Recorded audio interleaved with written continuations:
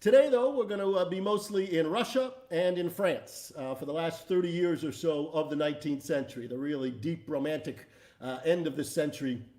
And we're going to begin with Peter Tchaikovsky, the great Russian composer who was born in 1840. And I love Tchaikovsky because he is a law school dropout, just like myself. He had gone off to the St. Petersburg School of Jurisprudence in his teenage years, and even had taken a job as a clerk with the Ministry of Justice for a short time, but had always played piano and became actually one of the first students to join the new St. Petersburg Conservatory when it opened in 1862. For those of you who were with me last week, I played the music of Anton Rubinstein, who was sort of the leader of the St. Petersburg School and then later the Moscow Conservatory. He single-handedly sort of produced this incredible school of great composers and pianists and violinists that soon took over the world, really, in their greatness of playing. And many of them came to America as well in the early 20th century. And we'll hear some links between Russian music and American music as we go through today. But Rubinstein was lucky that one of the first students he got was Tchaikovsky. He turned out to be one of the great of all composers.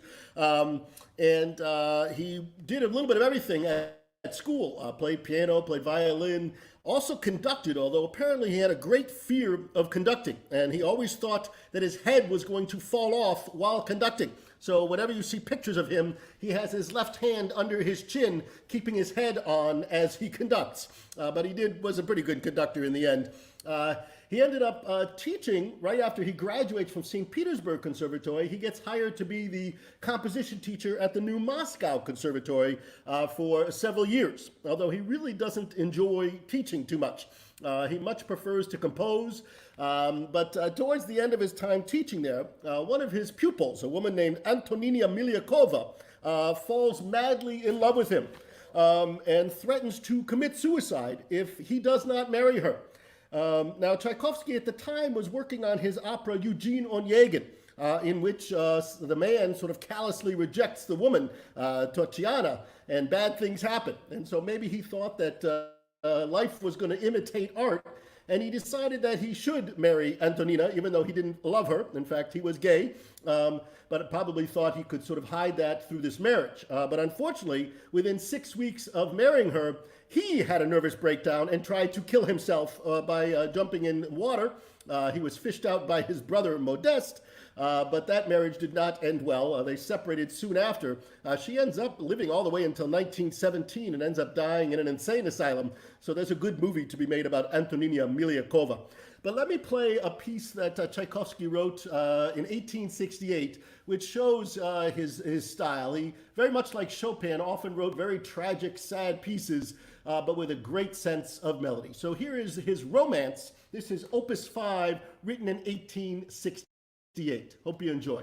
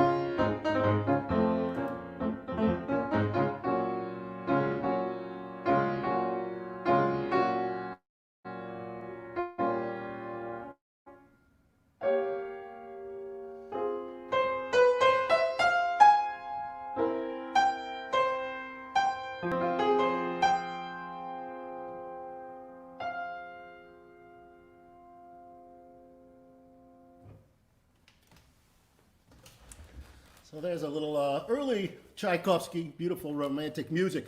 Now, after the dissolution of his marriage, he was fortunate just after that to meet, well, he didn't actually meet her, but through letters, he met a woman named Nadezhda von Meck, a very wealthy countess, widower, whose husband had made lots of money in the coal mines.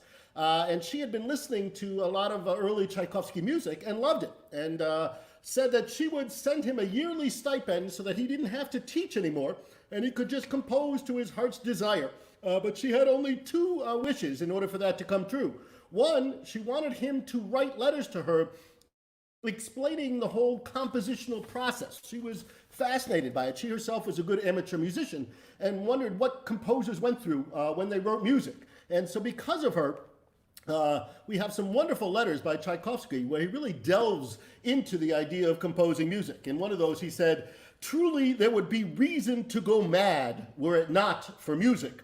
And then one of my other favorite quotes of his, he said, "Inspiration is a guest that does not willingly visit the lazy." So he talked about how inspiration was there, but it was sort of going to work every day that produced the great music and all the symphonies that he was able to do. Now, the other caveat that Nadezhda von Meck had was that she never wanted to meet Tchaikovsky in person.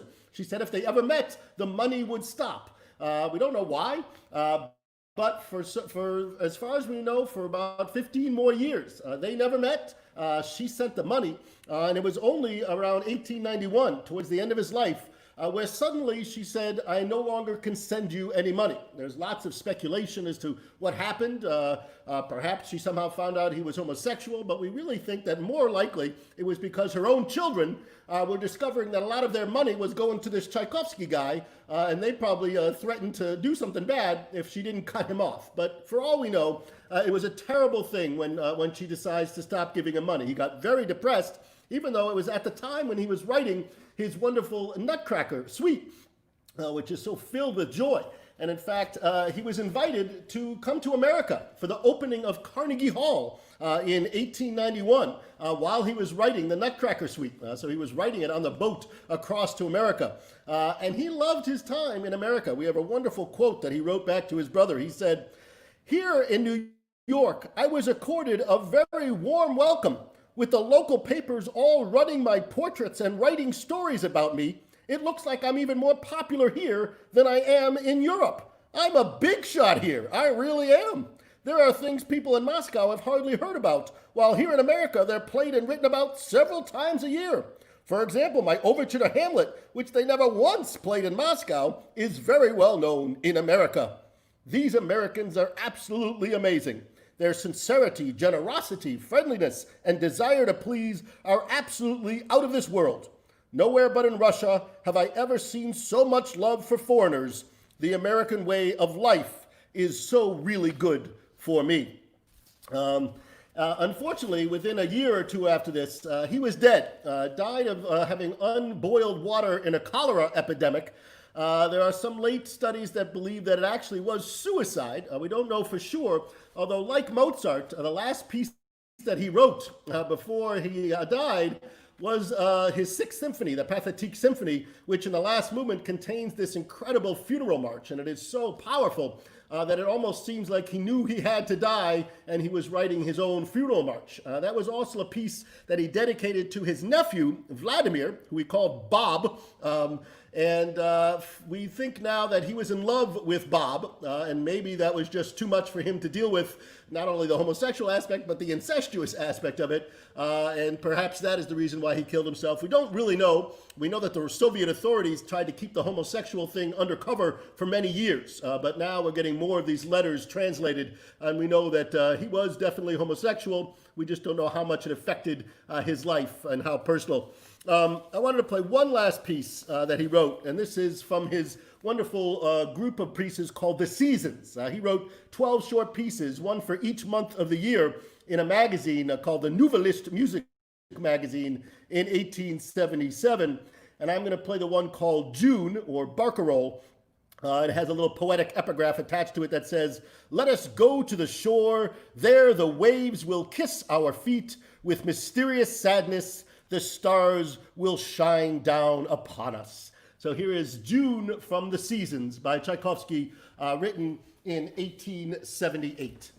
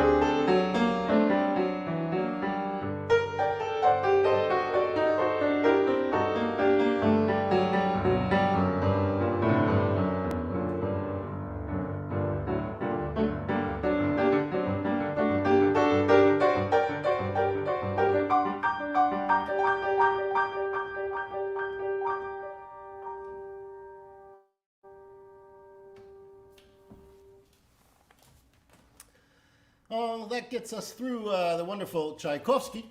One last beautiful quote about Tchaikovsky, and this is by the wonderful Rachmaninoff, who we'll talk about shortly. And it was Rachmaninoff who knew Tchaikovsky, and Tchaikovsky was very supportive of Rachmaninoff when he first started. Rachmaninoff wrote, "Tchaikovsky was already renowned when I first met him. He was recognized all over the world and revered by everyone. But fame had not spoiled him. Of all the people and artists whom I've had occasion to meet in my life, Tchaikovsky was the most enchanting. His delicacy of spirit was unique. He was modest, like all truly great men, and simple, as only very few are." Now, as Tchaikovsky was coming into force in Russia, there was a separate group besides the Rubinstein group that also had some known as the Mighty Five. And last week I played Modest Mussorgsky, his pictures from an exhibition. And he was one of these five composers. They were led by a very eccentric man named Mili Balakirev. I'm not going to play any music of his, although there was a very famous piece called Islame that was performed all the time in the early 20th century. You can go listen on YouTube. It's really hard, and I didn't think I could pull it off, but it's a wonderful work. But Balakirev was mostly sort of the intellectuals behind this, and had several nervous breakdowns in his life, began seeing visions, became very religious, almost eccentrically religious by the end of his life. But he, along with a guy named Vladimir Stasov, who was a writer about music, began to celebrate the idea of a real Russian tradition. And they didn't like what Rubinstein was doing, which was sort of bringing in the German conservatory model and trying to teach everybody in the European way. They wanted to teach music the Russian way through singing and folk tunes. And Balakirev actually thought that the best way to be a composer was not to learn anything. He always thought that the empirical approach to composing was better, learning through the act of creation. And in fact, it's a wonderful quote that he gave to Rimsky-Korsakov, who I'll play shortly, where he once said to Rimsky-Korsakov, "You must plunge boldly into the sea of composition and learn to sink or swim. If you have the talent to swim, so much the better for yourself. If you are unfortunate enough to sink, so much the better for the world."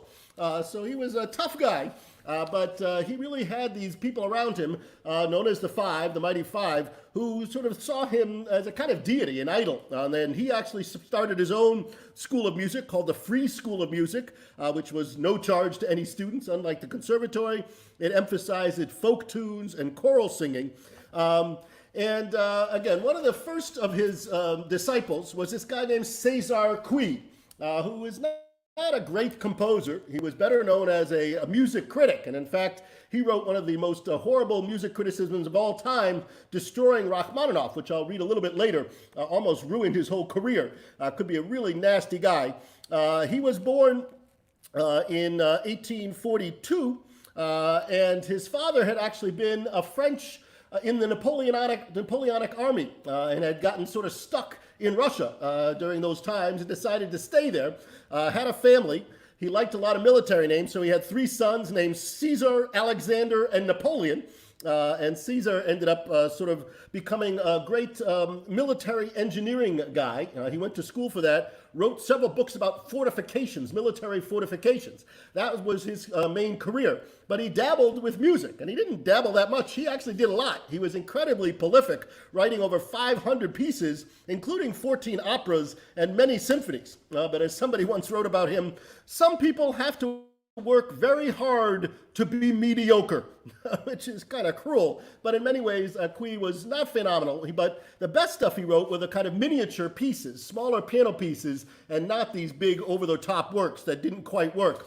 One of the most famous of his pieces you might recognize was a piece he wrote called Orientale.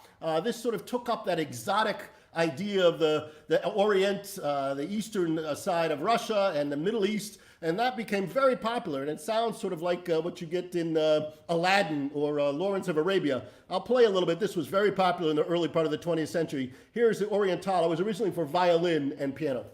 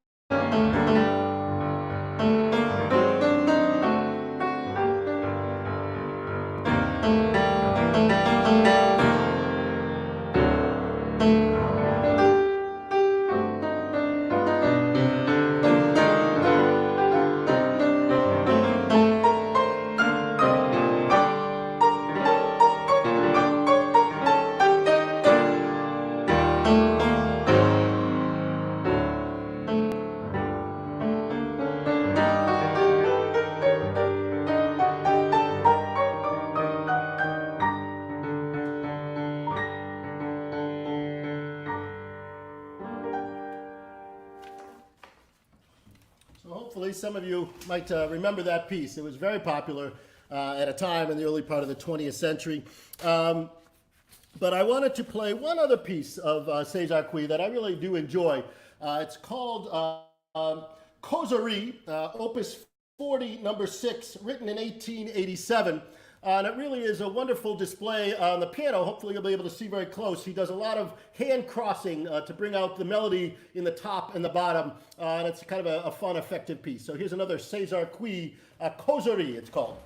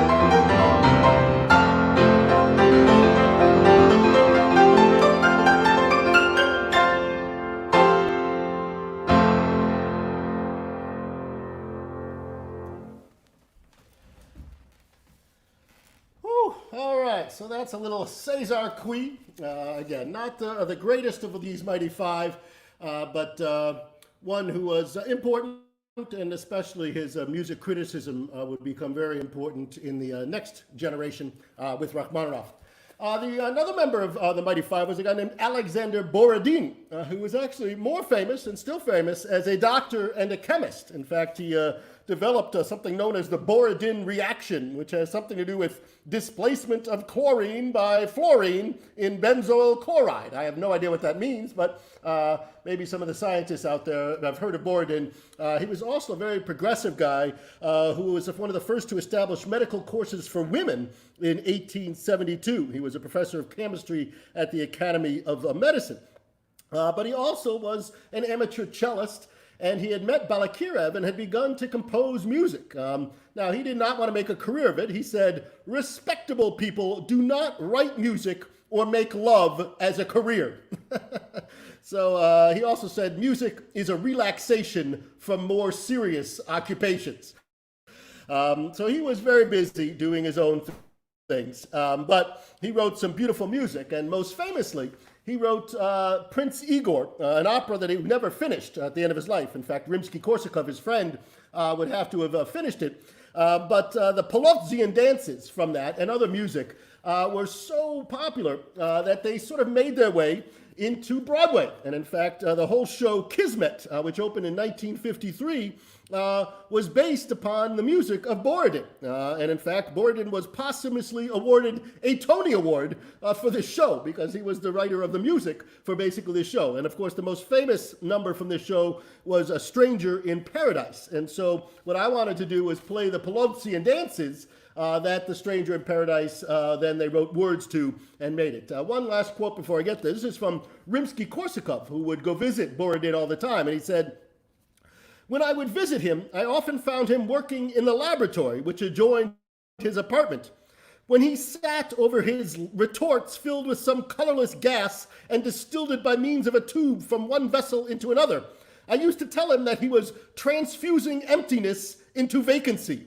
Having finished his work, he would go with me to his apartment, where he would then begin musical operations or other musical conversations, in the midst of which he would jump up, run back to the laboratory to see whether something had not burned out or boiled over. Meanwhile, he would fill the corridor with incredible sequences from successions of ninths to sevenths. So a real great back and forth between the music and the science.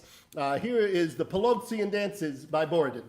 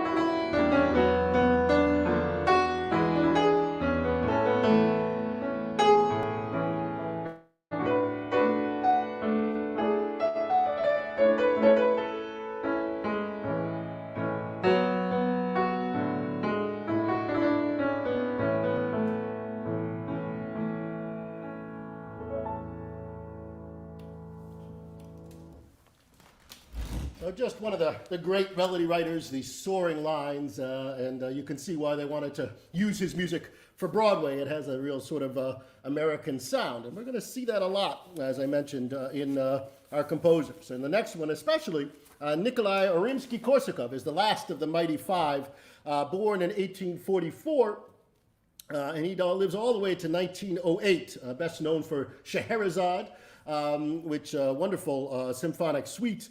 But he first fell under the law of Balakirev while he was a naval captain. He was had a whole history in his family of working in the Navy, and he sailed off on the Navy. And while he was in the Navy, he wrote his first symphony without any real training except Balakirev. But he and Balakirev sort of split up later because Rimsky-Korsakov was invited to teach at the St. Petersburg Conservatory in 1871, sort of going against what Balakirev said, that you shouldn't be teaching music in conservatories. He actually had to learn a whole bunch before he taught. He said he was possibly his very best pupil, but he ended up teaching there for 35 years. Here was his philosophy of teaching was, he said, on the first day, I will speak and you will listen. On the second day, I will speak less, and you will start to work. Finally, I will not speak at all, and you will all compose great works. If it was all so easy as that. But a wonderful composer, and one who trained quite a lot of important pianists in the next generation who trained at St. Petersburg Conservatory. And also people like Debussy and Ravel loved Rimsky-Korsakov, and especially his ability to orchestrate. He was a great orchestrator. The colors that he would get in his orchestra are great.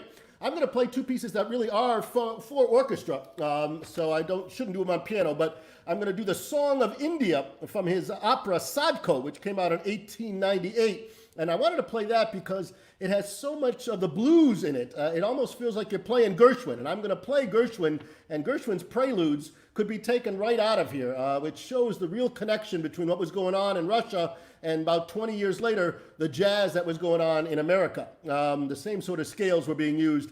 And then I'll also try to play the Flight of the Bumblebee, his most famous work as well, from Tsar Sultan, the opera written in 1900. So first Sadko, and then the Flight of the Bumblebee.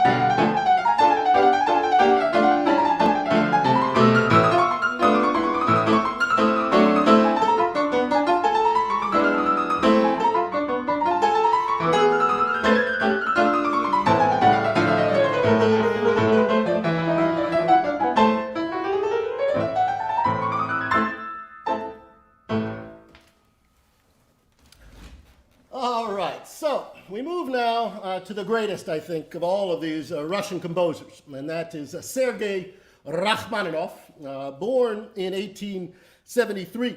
And Rachmaninoff came from an old aristocratic family, but unfortunately the father had basically squandered most of the money by the time Rachmaninoff was born and growing up. Rachmaninoff always described his father as a wastrel, a compulsive gambler, a pathological liar, and a skirt chaser. And when he was about 11 years old, the father sort of disappeared from the family. And Rachmaninoff grew up with his maternal grandmother, who lived again out in the countryside where the church bells were always going off. And again, with Rachmaninoff, you always hear some church bells. And we're going to hear some coming up in his very famous prelude that Noah's going to play for me. Stravinsky always talked about Rachmaninoff. He said, his immortalizing totality was his Russian soul. He was 6.5 feet of pure Russian gloom. And he was a very tall man, had incredibly large hands. He probably had Marfan syndrome, actually, could stretch 2 octaves in a single hand, which is kind of cruel to those of us who try to play his music. And he has huge chords. It almost is impossible to play some of his music because he designed it for his own hands. But when he was 10 years old, he was invited to go to the St. Petersburg Conservatory. He showed great talent as a young pianist, but unfortunately was rather lazy, and in fact failed out of St. Petersburg school when he was about 15 years old. Basically, all the teachers said, there's a lot of talent here, but he doesn't know how to work, has no discipline. Maybe got it from his father.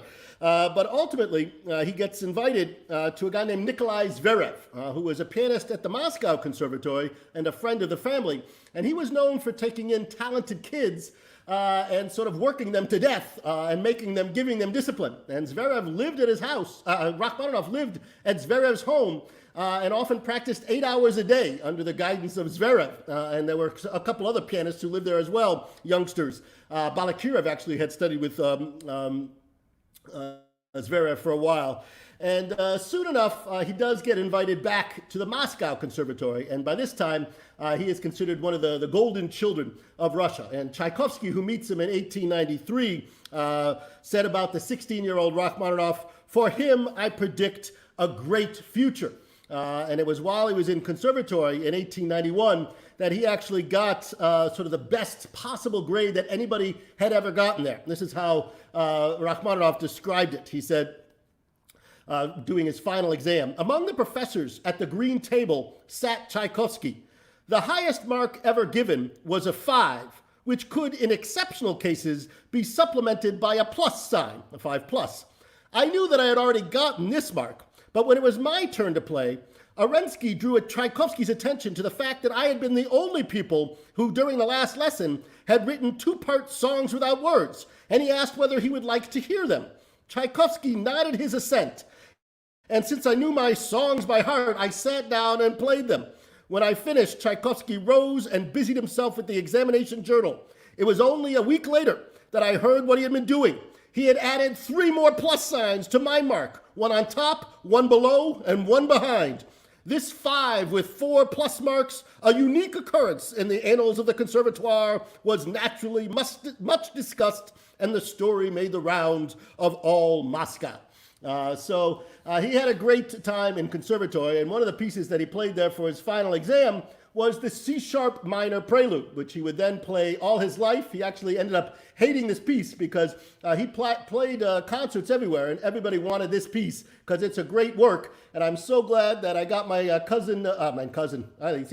my nephew Noah, to just learn this in the last couple of weeks. So really impressive that he's done this. A new piece for Noah. Please put your hands together and welcome Noah Tini playing the C-sharp minor prelude by Rachmaninoff.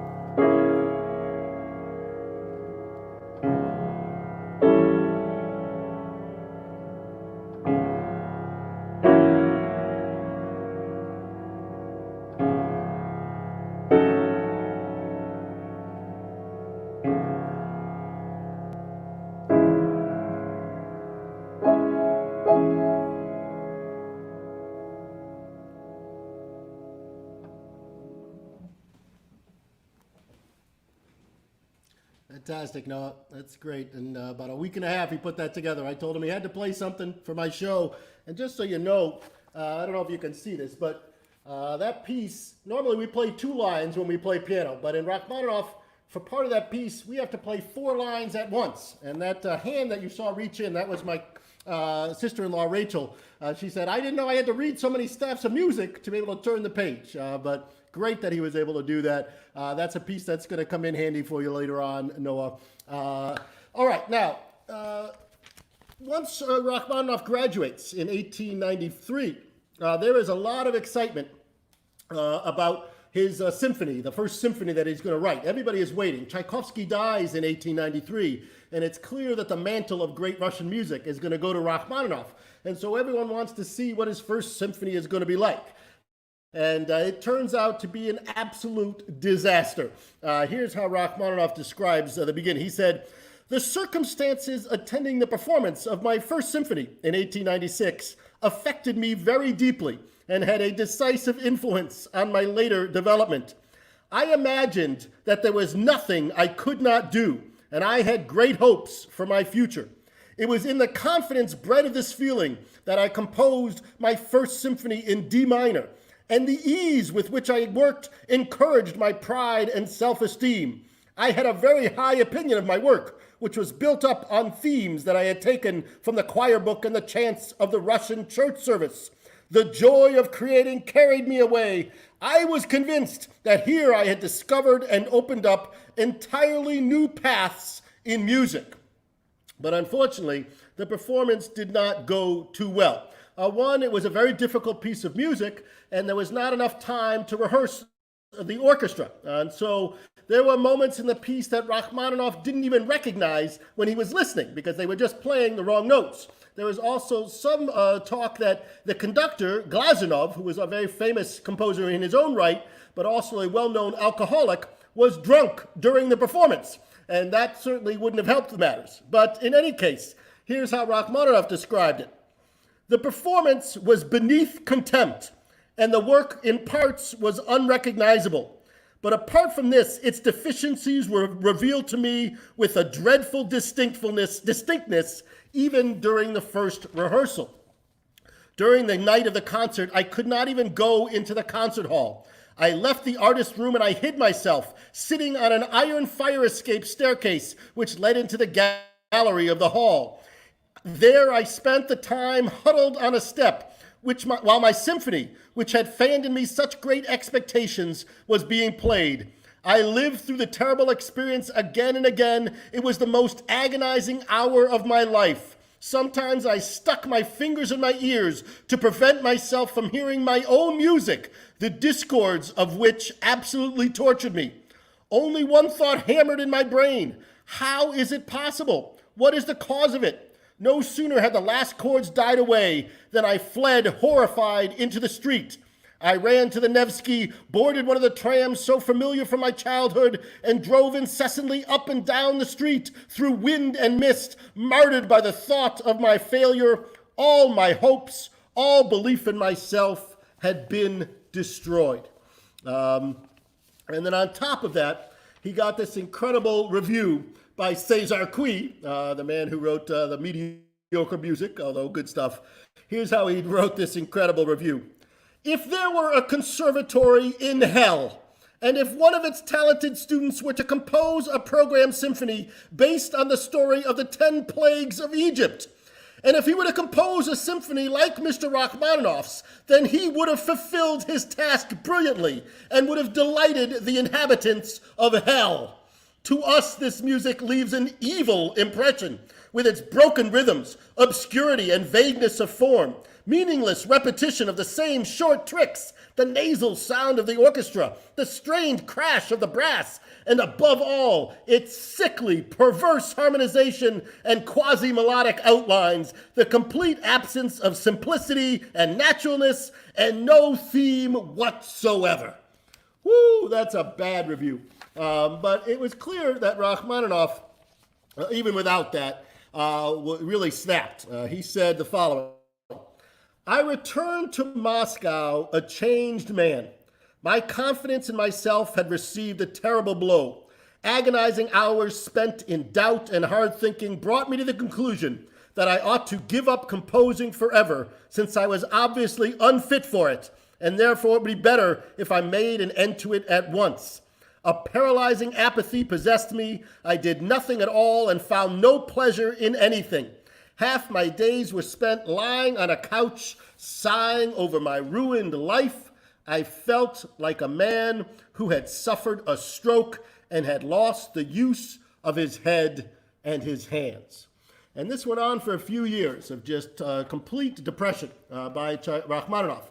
And what sort of finally gets him out of it is that he goes to see a family friend named Nikolai Dahl, who is dabbling in this new science of hypnotism. And Dahl actually hypnotizes on a regular basis Rachmaninoff and says to him over and over about a year's time, you will start to compose a concerto. You will work with the greatest of ease. This composition will be of an excellent quality.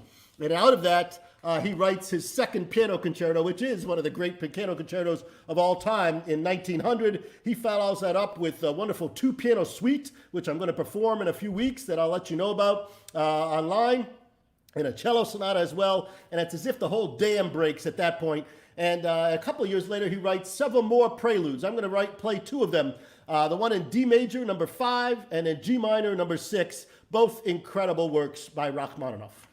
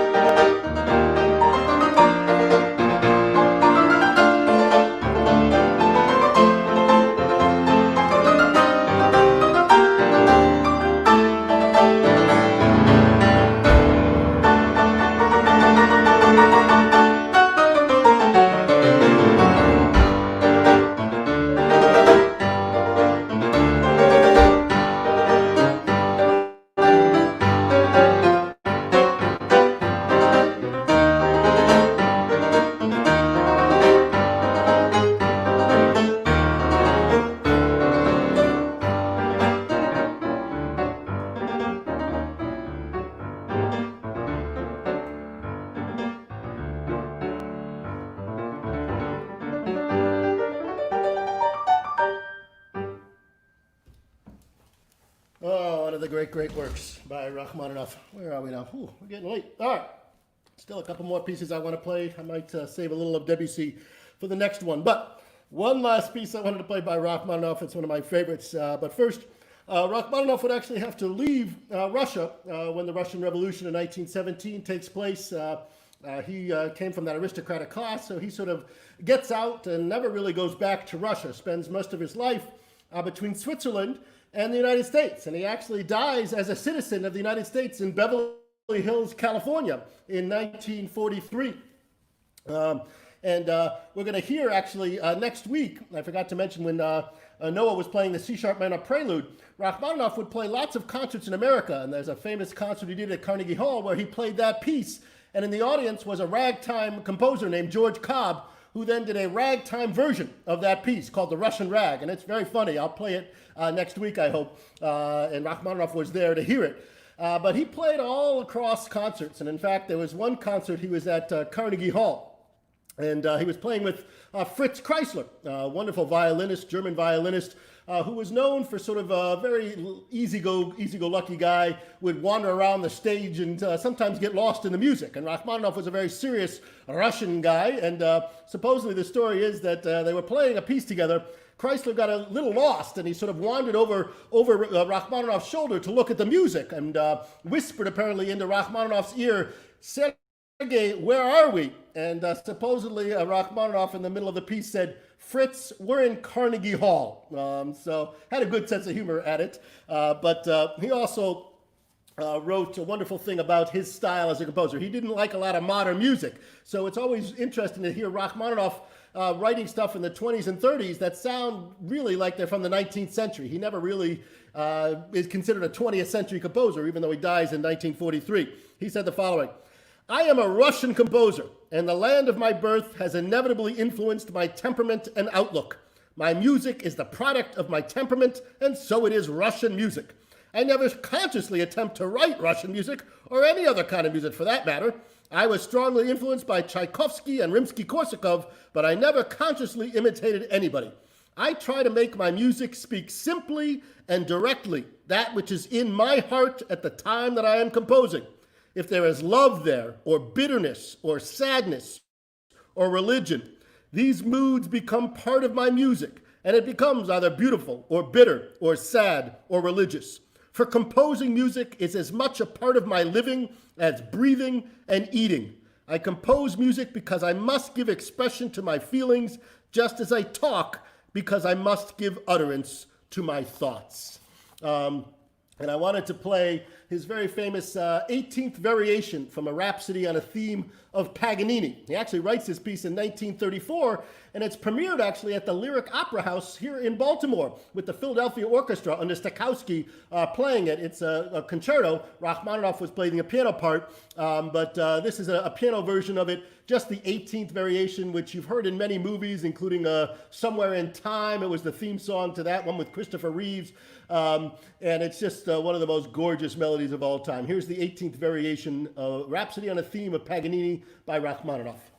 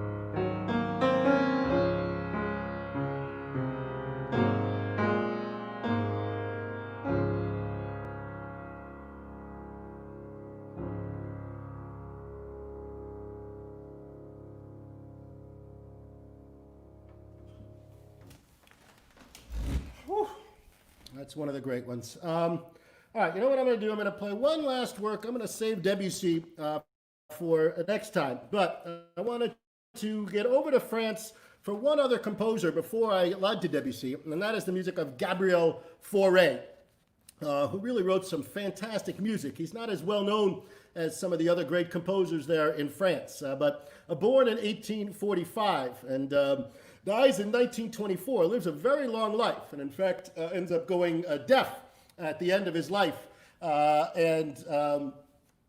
He actually becomes a head of the conservatory there in Paris, and shocked a lot of people because he sort of gets rid of a lot of the dead wood at the conservatory at the end and turns it into a real vibrant conservatory. It had really started only conserving old music, and there was not a lot of opportunity for new music in Paris at the turn of the century. But once Faure got there in the early part of the 20th century, Paris would become the hub of great music in the early decades, and that's what we'll hear next week with a lot of the Spanish composers coming and the music of Debussy.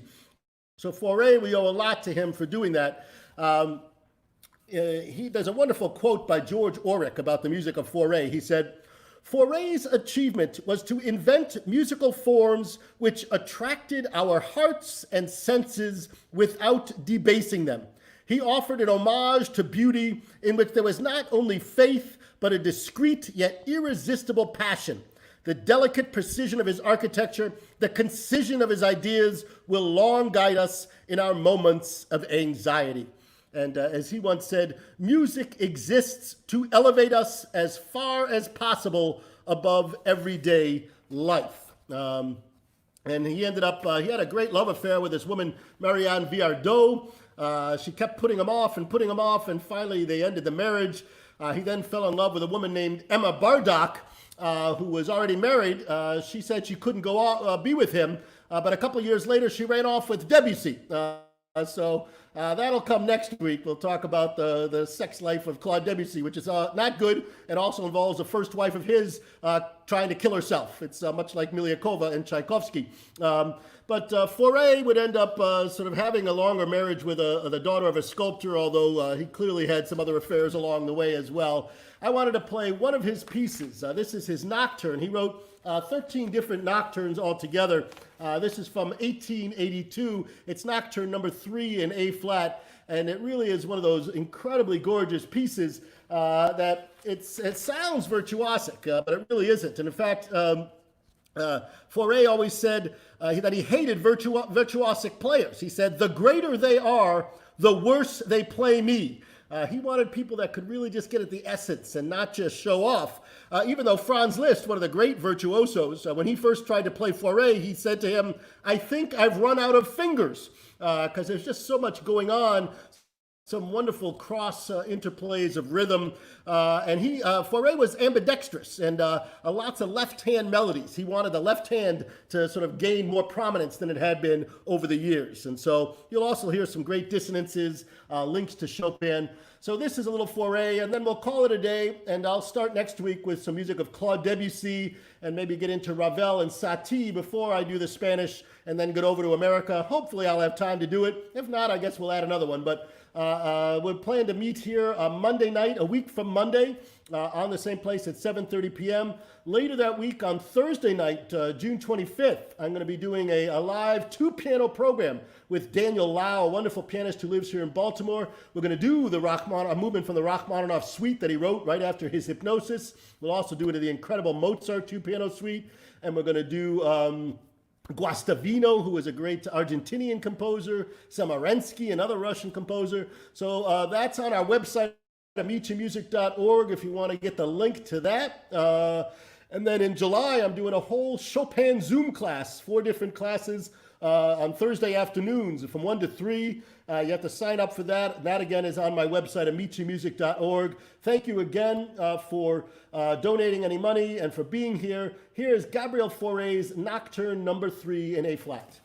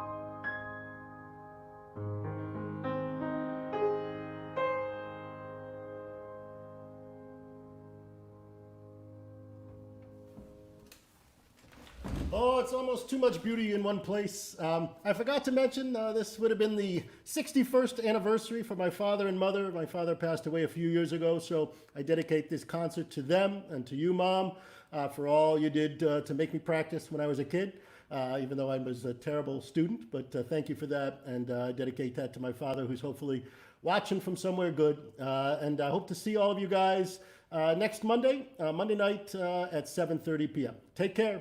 Be safe.